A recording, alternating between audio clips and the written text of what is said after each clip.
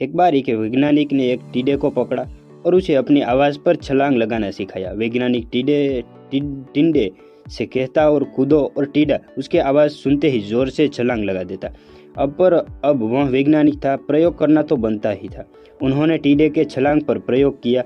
वैज्ञानिक ने उसकी एक टांग तोड़ दी और फिर बोला कूदो। टीडे की छलांग की दूरी कम हो गई। वैज्ञानिक ने उसकी दूसरी टांग तोड़ दी और फिर बोला कूदो। टीडे की छलांग और कम हो गई। अब तोड़ी गई उसकी तीसरी टांग, फिर छलांग की दूरी और कम हो गई। एक एक करके बेचारे टीडे की सारी टांग तोड़ दी गई।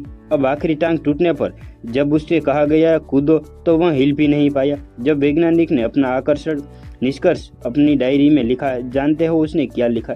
उस टीडे की एक टांग तोड़ी गई तो वह थोड़ा बहरा हो गया। जब उसकी दूसरी टांग तोड़ी गई तो वह बेहरा हो गया। हर टांग टूटने के साथ वो और बेहरा हो गया, और सारी टांगें टूटने के बाद वह बिल्कुल बेहरा हो गया। अब जोर जोर से चिल्लाने का भी उस पर कोई असर नहीं हुआ।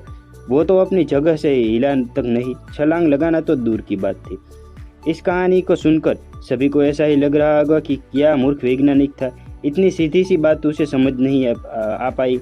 या कुछ लोग ये भी सोच रहे होंगे कि ये किसी बच्चे को भी पता है कि टीडे की छलांग उसके टांग टूटने की वजह से कम होती जा रही थी, ना कि वह बेहरा हो गया था।